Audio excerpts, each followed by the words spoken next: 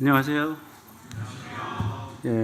시간을 세월을 아끼라고 하셔서 딱 40분 지금 타이머 맞춰놓고 시작합니다.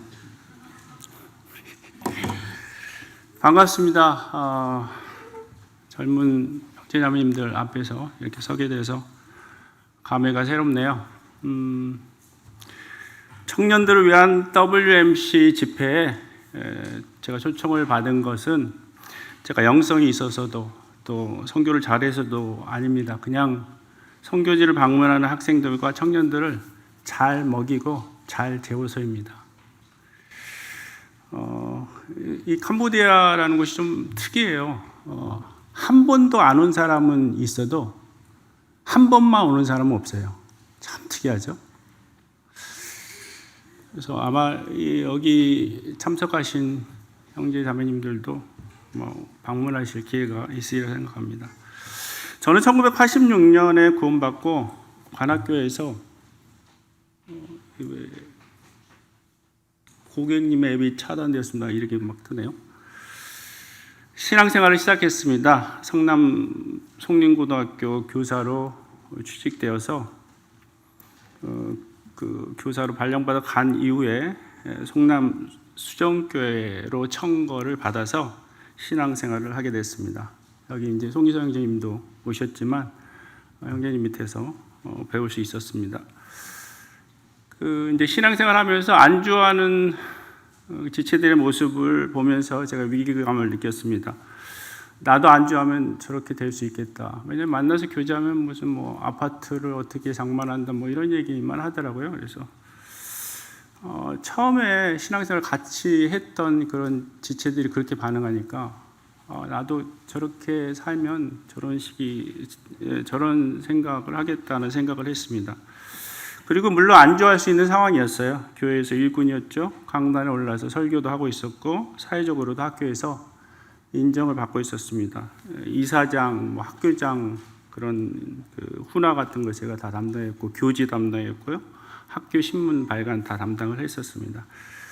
그리고 이제 저희 집이 전세를 살았는데 집주인이 빚을 내서 사업을 무리하게 확장하는 바람에 도산을 당했습니다. 그래서 집이 경매에 들어가게 됩니다.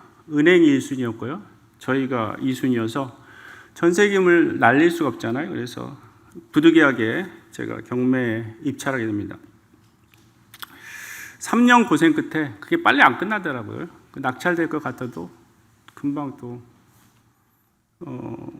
이렇게 지연되고 가면서 3년 고생 끝에 낙찰을 받아서 그 집을 인수하게 됩니다. 집도 있겠다. 얼마든지 알 수 있는 상황이 된 것이죠. 그런지 내 삶 속에서 아까 말씀드렸듯이 어떤 계기가 필요하다는 생각을 하게 됐습니다. 그런 고민들을 해나가는데 주님께서 주신 말씀이 마태복음 9장의 말씀입니다. 마태복음 9장 36절 38절을 보시면 그 무리를 보시고 불쌍히 여기셨는데 그 무리의 상태가 목자 없는 양과 같이 고생하며 기진한 상태였습니다. 그런데 제가 이제 선교에 대해서 소원은 갖고 있지 않았지만 어쨌든 선교지를 놓고 선교에 소원을 둔 그 형제자매들과 함께 주일날 모여서 기도하면서 항상 이제 들리는 소식이 취소할 것은 많은데 일꾼이 부족하다, 선교사 부족하다, 이런 말씀이었어요. 그래서 매주 이제 아침에 기도할 때마다 선교지 일꾼이 부족하다고 하는데 정말 일꾼이 없으면 저라도 보내주십시오. 이런 기도를 하곤 했어요. 또 몽골에서 예수님 전하면 그거 먹는 거냐고 이렇게 말한다는 소식도 듣게 되고 또 복음을 한 번도 듣지 못한 영혼들이 그렇게 많은 사실을 이제 보게 됐습니다. 그래서 이제 그렇게 일꾼 없으면 저라도 보내주세요. 이런 이제 기도를 하곤 했습니다. 근데 주님께서 이 말씀을 통해서 주님께서는 내가 목자 없는 양과 같은 무리들을 불쌍히 여긴다. 네 경우에는 목자 없는 양과 같은 무리들은 복음을 한 번도 들어보지 못한 영혼들이지 않니? 그들에 대한 불쌍히 여기는 마음을 이미 너에게 주었다라고 말씀하셨습니다. 그리고 이제 마태복음 10장 1절 화면 보이시죠? 예수께서 그의 12 제자를 부르사 이제 부르신다라는 말에 제 마음에 말이 마음에 딱 와닿았어요. 주님 마치 이렇게 말씀하시는 것 같았습니다. 그때 당시 내가 12제자를 부르는 것처럼 이제 내가 너를 부른다라고 말씀하시는 것 같았어요. 그때부터 제가 주님 앞에서 많은 변명을 했습니다. 어떤 변명을 했냐면 제가 할 수 있는 게 아무것도 없는데 뭘 하라는 말입니까? 근데 이제 주님께서 그런 변명들에 대한 답변을 이 말씀을 통해서 하세요. 1장 보면은 그때 12제자들에게 더러운 귀신을 쫓아내고 모든 병과 모든 악한 것을 고치는 권능을 주었듯이 내가 너를 불렀으면 왜 그 일을 행할 능력도 주지 않겠느냐라고 주님이 도전하셨습니다. 그리고 이제 제가 계속 변명을 해댔다고 그랬잖아요. 제가 선교 가기 위해서 직장 그만두면 그러면 가족도 생계는 누가 책임지냐라고 먹고 사는 문제에 대해서 주님께 말씀드렸습니다. 그래서 주님이 마태복음 10장 9절로 10절 말씀에 그 일꾼이 자기의 먹을 것 받는 것이 마땅함이라 이렇게 말씀하시잖아요. 그러니까 내가 너를 내 일꾼으로 불렀다면 먹는 거 걱정하지 마. 일꾼이 자기의 먹을 거 받는 거 마땅한 거야라고 말씀하셨어요. 그리고 이제 또 하나의 변명이 제가 학교 그만두고 선교 가겠다면 그때 당시 저희 어머니는 믿지 않았습니다. 믿지 아니하는 어머니와 장인 장모님도 안 믿었어요. 어떻게 그분들에게 얘기를 하느냐는 거죠. 뭐 믿는 분이면 뭐 이해를 할 수 있잖아요. 근데 믿지 않는 분들에게 이었기 때문에. 근데 마태복음 10장 37절에서 그 아버지나 어머니를 나보다 더 사랑하는 자는 내게 합당하지 아니하고 아들이나 딸을 나보다 더 사랑하는 자도 내게 합당치 아니하며 또 자기 십자가를 지고 나를 따르지 않는 자도 내게 합당치 아니하니라는 말씀을 통해서 어쨌든 제가 변명하고 있는 모든 것에 주님이 답변을 하셨습니다. 그래서 뭐 이런 사실들을 어쨌든 교회에 간증으로 내려놨었고요. 그때 이제 수정교회에서 성도님들 화답을 하셨습니다. 근데 이제 그럼 제가 어디로 가야 합니까? 어느 선교지를 가기 원합니까? 라고 이제 기도를 했죠. 그때 이제 붙은 말씀이 5절 말씀이었습니다. 10장 5절 말씀 보면 이런 말씀이 있죠. 예수님께서 이 12를 내보내시며 명하여 이르시되 이방인의 길로도 가지 말고 사마리아인의 고을에도 들어가지 말고 오히려 이스라엘 집에 잃어버린 양에게로 가라. 이런 말씀이 있습니다. 그때 당시 제자들을 보내셨던 그 주님께서 그냥 보낸 게 아니라 어디로 가야 할지 구체적으로 말씀하셨듯이 이스라엘 집에 잃어버린 양에게로 가라고 구체적으로 지시하셨듯이 제게도 내가 가야 할 선교지를 알려주세요 라고 기도했습니다. 이렇게 기도하던 중 열린문에서 옛날에 열린 길이 열린문이었잖아요. 열린문에서 발간한 선교 잡지를 보게 되었고 그때 캄보디아 김하시 형제님이 기고한 글을 보게 됩니다. 그 글에 한국어를 가르칠 수 있는 한 가정을 보내주시길이라는 큰 글자로 쓰여진 게 눈에 띄었습니다. 사실 아까도 말씀드렸지만 내가 아무것도 할 수 있는 게 없는데라고 주님이 말씀하셨을 때 12제자들을 부르시고 권능을 더하시라는 말씀을 통해서 내가 너를 불렀으면 그 일을 행할 능력도 주겠다라고 말씀하셨는데 정말 저는 할 줄 아는 게 아무것도 없었거든요. 뭐 기타를 칠 줄 알아, 뭐 외국어를 할 줄 알아, 뭐 운전면허증이 있었어, 뭐 없었어요. 근데 요건 할 수 있겠더라고요. 왜냐하면 제가 국어교사였으니까 한국어를 가르칠 수 있겠다 그렇게 생각한 거죠. 사실 그 생각도 아니었어요. 나중에 보니까 제가 한국어도 전공했습니다. 연대 가서 이제 대학원 과정을 밟아봤는데 한국어를 가르치는 일과 국어하고는 완전히 성격이 달라요. 어쨌든 그때는 그래서 다른 건 못해도 국어교사니까 한국어는 가르칠 수 있지 않나라는 생각을 하게 됐고 김한시 형제님께 전화를 드렸더니 그렇지 않아도 기도하고 있었다라며 이제 반겨 주셨습니다. 그래서 이제 답사가서 결정을 하게 된 것이죠. 누가 묻습니다. 왜 선교 가게 되었어요? 저는 이제 이렇게 대답해요. 근데 우리 자매는요. 조용필의 노래 킬리만자로의 표범 때문에요. 이렇게 답변합니다. 여러분 아실지 모르겠지만 킬리만자로의 표범 그 가사 내용에 바람처럼 왔다가 이슬처럼 갈 수 없잖아. 내가 산 흔적이란 남겨둬야지. 한 줄기 연기처럼 가뭇 없이 사라져도 빛나는 불꽃으로 타올라야지. 이런 가사가 있어요. 그래서 제가 이제 어떤 그런 고민하면서 선교지 갈래 이렇게 툭 던졌더니 오케이 콜 이렇게 빼고 이런 거 없었어요. 왜냐하면 자매교도 주님께서 동일한 부담을 이미 주셨기 때문에 이렇게 살아서 안 된다. 우리 삶에 전환점이 필요하다는 그런 공감대가 있었습니다. 그래서 아까 이제 가족들 설득하는 문제가 걸렸다고 그랬죠. 저희 어머니께 말씀드렸더니 내가 한 번도 네 고집을, 제가 고집이 셌거든요. 고집을 꺾은 적이 있더냐? 하고 싶은 대로 해라. 그러나 네 형을 찾아놓고 가. 왜냐하면 저희 형이 이제 결혼에 실패하고 이혼하고 난 다음에 집을 가출해서 이제 자기 마음대로 살았어요. 그리고 이제 가족들과 소식 끊고 살았는데 제가 할 줄 아는 게 뭐 있어요. 그래서 하나님께 진지하게 기도했습니다. 그랬더니 그 다음에 1월 1일로 형이 제 발로 어머니 집을 찾아왔어요. 그리고 이제 장희 장모님께 허락 맡을 때도 처음에 이제 대화를 하는데 처음에 완강하게 거부했습니다. 믿지 않으니까 이해를 못 하시죠. 그래서 그냥 좋은 일 한다. 외국에 가서 우리보다 못 사는 나라 가서 어쨌든 그들 돕고 싶다 얘기했더니 그건 좋은 일인 건 아는데 내 자식은 안 돼. 이런 얘기를 하시더라고요.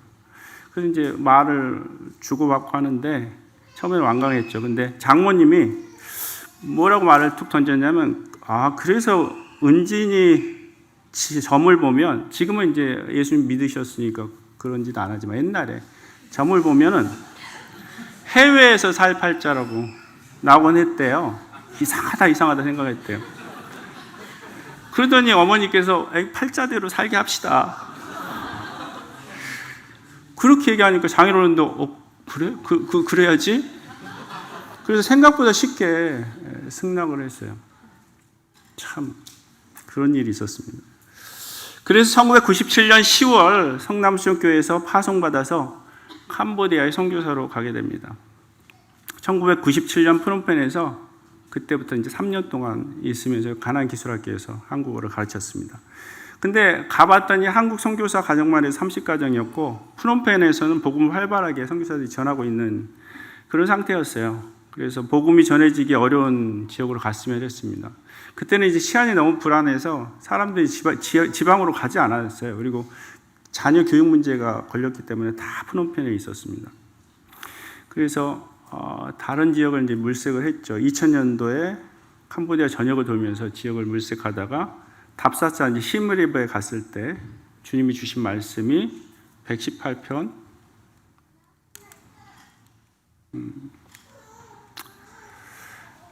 22절로 26절 말씀이에요. 건축자가 버린 돌이 진모퉁이의 머릿돌이 되었나니 이는 여호와께서 행하신 것이 우리 눈에 기이한 바로다. 여기 보면 이제 건축자가 버린 돌이라는 표현이 있는데 물론 이건 예수님과 관계된 말씀입니다. 근데 제가 이 말씀을 아침에 묵상할 때 그 건축자의 버린 돌은 곧 시므리업 같다는 생각을 했어요. 왜냐하면 캄보디아 지역에서 그 복음을 가장 전하기 힘든 지역이 시므리브예요. 시므리브에는 앙코르와트라는 우상 단지가 있잖아요. 불교가 아주 강한 곳입니다. 그래서 그 현지인 사역자들도 전도자들도 여기를 오길 꺼려하는 그런 곳이었어요.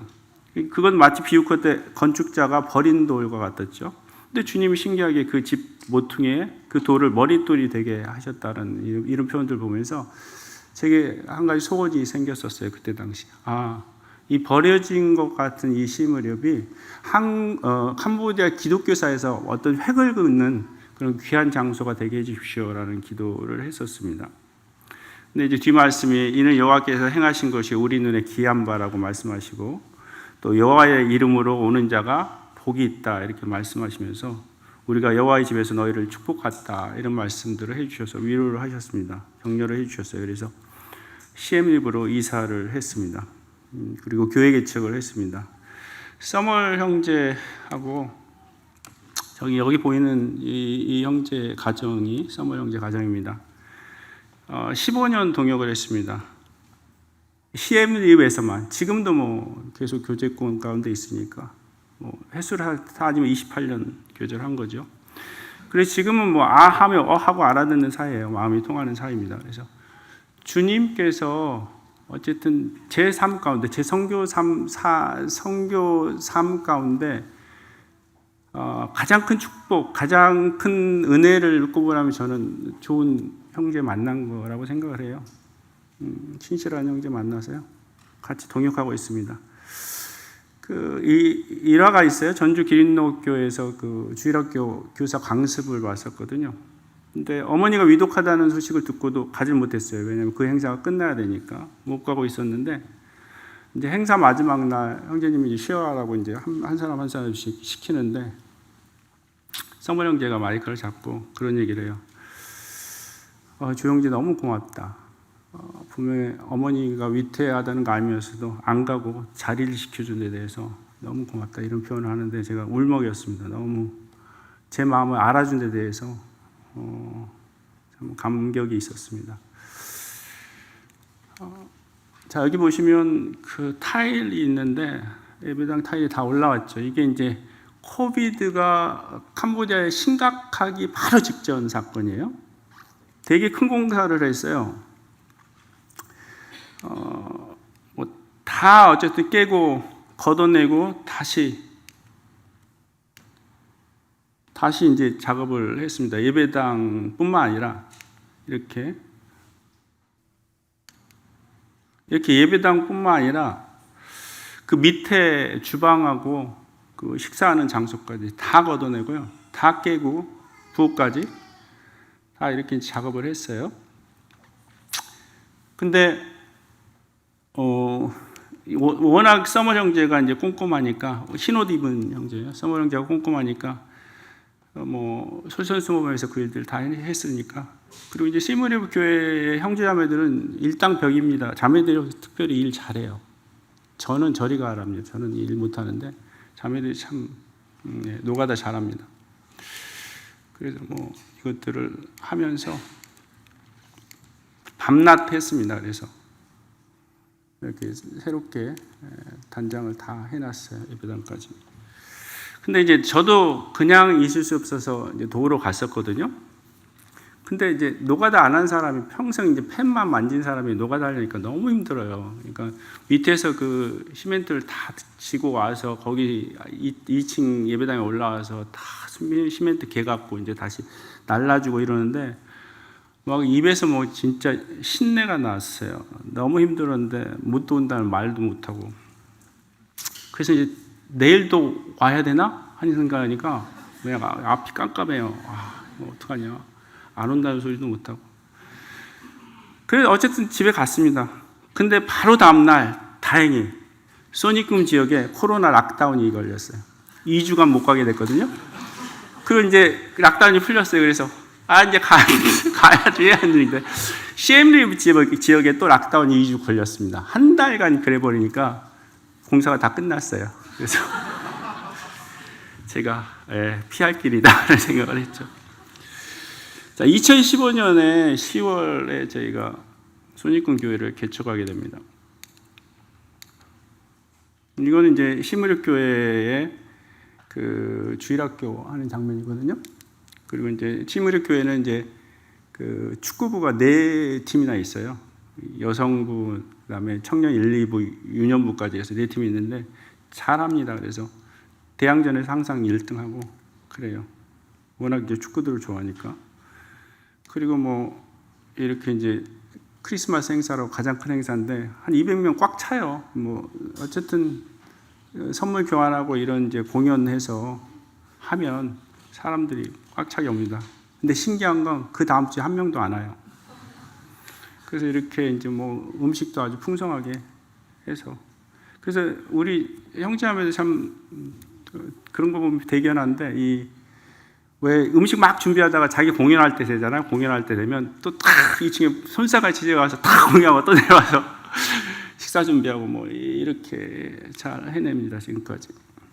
그리고 지금 이제 최근에 작년에 침례받은 인원이 9명이 주님 침례받게 해주셔서 최근에 가장 많은 침례식이 있었습니다.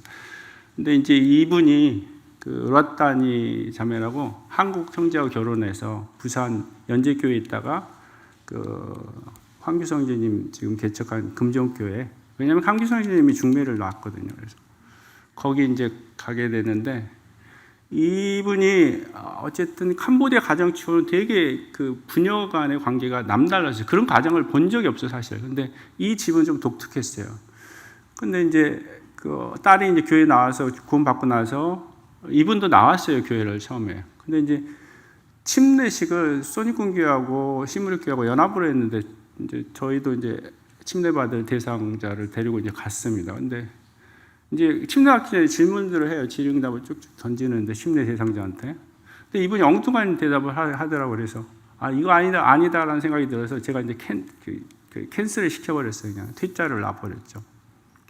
그랬더니 마음에 상처를 받아갖고 그다음 교회를 안 나왔거든요.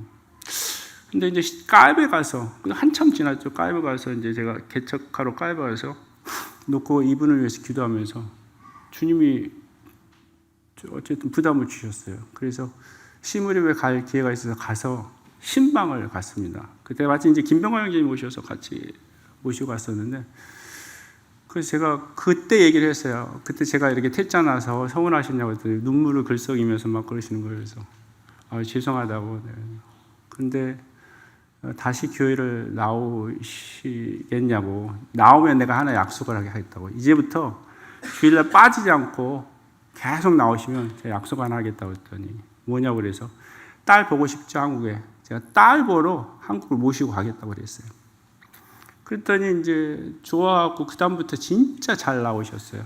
그래서 이제 저도 그 약속을 지키느라고 어쨌든 한국을 모시고 그러니까 이 아버님도 그렇고 어머님도 그렇고 두 부부를 모시고 이제 왔습니다, 한국에. 근데 이제 금정교회에서 잘 환대를 해줬고요. 또 황규석 기자님이 하루에 뭐 4시간씩 막 복음을 전하셨다고 해요. 그래서 결국은 깨닫게 됐어요. 이제 제가 이제 캄보디아로 복귀할 때 제가 마중 나갔었는데 아주 직선적인 질문들 던져보니까 화통함이 있어요. 복음을 깨달았구나라는 게 명확해졌더라고요. 근데 사실 아버지는 좀 관심이 있었는데 어머니는 아예 아니었거든요. 근데 어머니도 마음을 열고 주님 영접하는 모습을 볼 수 있어서 참 감사가 됐었습니다. 자, 코로나를 겪으면서 제가 주님 오실 날이 더 임박했는데 제가 주님 위해서 뭘 더 할 수 있을까를 생각하게 됐습니다. 다른 교회 개척을 하나 더 해보자 이런 생각을 하게 됐어요. 그러나 우리 가정을 대신할 일꾼이 있어야지. 제가 소닉꿈에 살고 있었으니까, 그 사택에 살고 있었으니까 빠져나올 수 있었어요. 근데 정은하 형제가 경제적으로 어렵다는 소리를 듣고 교제차 이제 시무리에 가서 만났는데, 정은하 형제가 교제하던 중에 정은하 형제 안에 있는 소원을 확인하게 됐습니다. 이제 30이 됐는데 진로에 대해서 고민하는 거예요. 내가 이렇게 살아서 되겠느냐 이런 생각들을 하고 있더라고요. 그래서 그러면 기도해봐라 해서 3개월 같이 기도했습니다. 뭐를 놓고요? 소닉꿈 그 전심 사역을 놓고. 그런데 그 12월 달에 2021년 12월 달에 주님께서 정은하 형제에게 말씀을 주셨어요. 그래서 전심으로 부르시게 됐습니다. 그리고 이제 2022년도 한 1년 동안은 저희가 이제 그 소닉꿈에서 빠져나 시무리에 방을 두고, 그리고 계속 왔다 갔다 하면서 정은하 형제와 1년간 교제하면서 인수인계를 하고, 저희는 소닉꿈에서 이제 떠나서 지금 있는 까입 지역으로 오게 됐습니다. 그 까입 지역을, 이거는 이제 소닉꿈 교회 전경이거든요. 유치원과 그 예배당 전경인데, 이거는 이따가 말씀드릴게요. 지금 시간 조절을 해야 되기 때문에. 이건 하고요. 여기 소개한 친구가 이제 정은하 형제예요. 이 형제도 똑똑한 형제입니다. 한동대 와서 4년 공부하고 한국에서 직장 생활 3년 하고 시무리 교회에서 사귀고 있었던 그 자매와 결혼하기 위해서 철수를 했어요. 그래서 가정을 이루고 시무리 교회에서 잘 섬겼습니다. 여기 보는 빨간 제가 원통이 쳐놨죠. 그 원 안에 있는 형제가 지금 소닉꿈 교회에서 전심하고 있는 정은하 형제입니다. 그런데 잘 컸어요. 어쨌든 한국에 와서도 덕스러운 행동을 많이 해서 성도님들 칭찬하시고 그랬거든요. 그래서 이제 그 형제가 이제 말씀 받고 소닉꿈 교회로 오게 됐습니다. 자, 이거는 이제 그때 형제가 파송받은 시엠릭 교회에서 파송을 받아서 소니큰 교회로 오게 됐어요. 사실은 이 형제는 그 서머 형제가 마음 두고 같이 동역할 형제, 같은 사역을 할 형제로 생각하고 있었는데 본의 아니게 어쨌든 저쪽으로 가는 바람에 제가 약간 마음에 미안함이 있었어요. 근데 지금은 이제 소니큰 교회에서 잘 적응하면서 사역하고 있습니다. 사실 이 가정이 자매만 해도 그 학교에서 너무 일을 잘하니까 한 600불을 받고 있었다고 그래요. 그리고 저희가 뭐 전심으로 부르심 받은 다음에 얼마를 페이하겠다 그런 일체 얘기 없었거든요. 그냥 믿음으로 와라 그랬는데 와서 그냥 했는데 주님이 그걸 포기하고 학교에서 막 붙잡죠. 그만두지 말라고. 근데 어쨌든 포기하고 자매가 포기하고 형제도 어쨌든 결단하고 왔는데 주님이 그 600불에 해당하는 것들 지금 다 채워주고 계셔서 감사가 됩니다. 이렇게 이제 뭐 사역을 하고 있고요. 학생들 데리고 뭐 컴퓨터도 가르치고 그리고 이번에 저희도 한 4명 침례를 받았습니다. 자, 조동현 선교사가 가입직으로 파송식을 2022년 12월 달에 받아서요. 그리고 이제 가입에서 이제는 아까는 이제 CM립에서 파송에서 저문화 형제는 가입으로 왔고 저는 가입에서 또 파송식을 받아서 이제 소니금에서 파송식을 받아서 이제 가입적으로 가게 됐습니다. 그래서 소니금 교회에서 저를 위해서 이제 파송식을 하는 장면입니다. 안수기도 해주고 가입 지역을 답사할 때 받은 말씀이 역대하 7장 12절 말씀인데요. 저희가 이제 한국에 올 기회가 있었는데 한국 오기 전에 어쨌든 가입 지역을 한번 답사를 하는데 원래는 뿌레위히어라는 곳하고 가입 두 군데를 놓고 기도하고 있어요. 뿌레위히어는 산악 지역이었고 가입은 바다 지역이었는데 저는 사실은 은퇴하고 바다를 좋아하니까 은퇴하고 머물 곳으로 가입을 정해놓은 상태였는데 우리 자매가 이제 갱년기 접어들면서 몸이 많이 이제 머리부터 발끝까지 아프기 시작하니까 제가 제 욕심만 낼 수가 없는 상황이었어. 그러면 가입에 와서 그냥 조용히 뭐 사역하다가 여건이 안 되면 건강이 안 되면 그냥 은퇴하자 뭐 이런 생각을 했었어요. 그래서 가입을 답사하러 왔는데 뭐 특별히 받은 말씀은 없었어요. 그냥 답사차 왔었죠. 근데 이제 이왕 온 김에 뭐 여기 집 시세라도 알아보자 해서 여기저기 이제 발품을 파는데 어떻게 우연히 중개인을 만나서 쫓아갔더니 저희가 이미 본 집도 뭐 소개시켜주고 또 한 군데를 소개시켜주는데 저희 마음에 딱 들더라고요. 그래서 거기서 가계약을 했습니다. 가계약을 하고 나오는데 이제 저희 자매가 주님이 확실하게 가입으로 오라고 말씀 주셨냐고 그래서 아니? 그랬더니 아니 근데 가계약금을 걸면 어떡하냐고 어떻게 하려고 그러냐고 그래서 제가 그랬어요. 아니 두 군데를 놓고 뿌레위히어하고 가입을 놓고 기도하고 있는데 뿌레위히어는 싫다며 당신 가서도 뭐 여러 일이 있었고 싫다며 그러면 한 군데밖에 남은 거 아니야? 가입밖에 남은 거 아니야? 그랬더니 우리 자매가 또 아담의 본성 나온다. 그 변명을 나한테 뒤집어 씌우냐고. 아니 주님이 내가 싫어도 주님이 가라면 가는 거지 왜 그걸 나한테 뒤집어 씌우냐고 그래서 가만히 이제 듣고 보니까 진짜 그래요. 그래서 나도 답답해서 주님은 이제 말씀이 없으시니까 뭐 이제 어쨌든 게스트하우스에 머물면서 아침마다 일어나서 뺑뺑 그 주변 돌면서 주님 여기 오는 거 맞습니까? 주님 말씀 안 주셔서. 근데 이제 뭐 역대하를 큐티하고 있었는데 역대하 7장 12절에 이 말씀을 주님 주셨어요.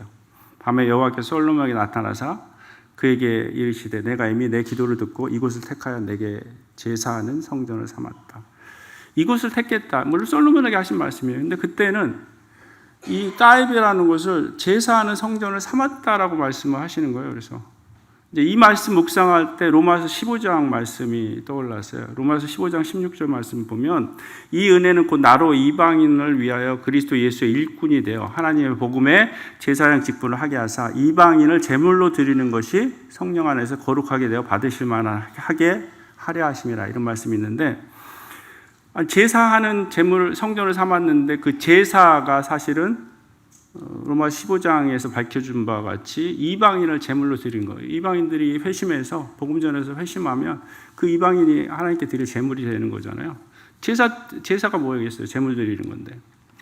그래서 하나님이 여기 와서 복음을 전하기 원하시는구나 생각을 하게 됐고, 그래서 이 말씀 받고 확증하게 됐고, 그리고 이제 결단을 하게 됐습니다. 그 외에 역대하 7장 15절 16절 말씀도 있어요. 어쨌든 그래서 2022년 12월 31일 가이브로 이사를 해서 2023년 올해 3년차 살고 있습니다. 3년차 살면서 참 답답했어요. 앞이 보이지 않잖아요.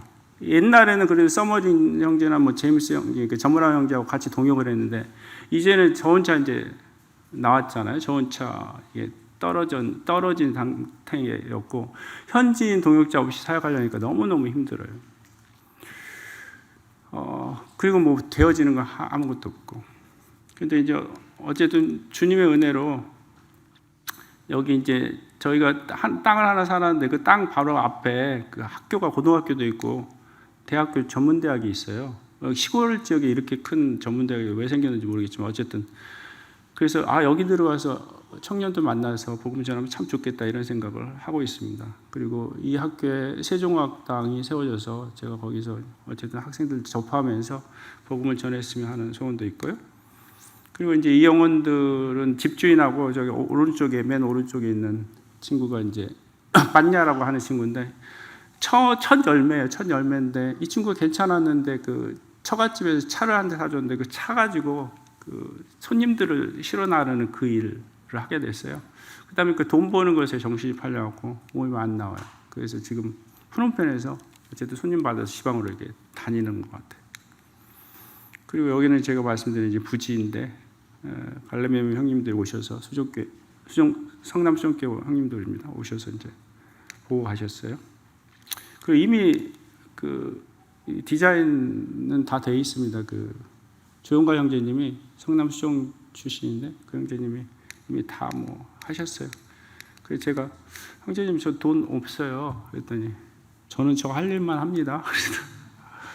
어쨌든 주님 어떻게 일하실지는 모르겠어요.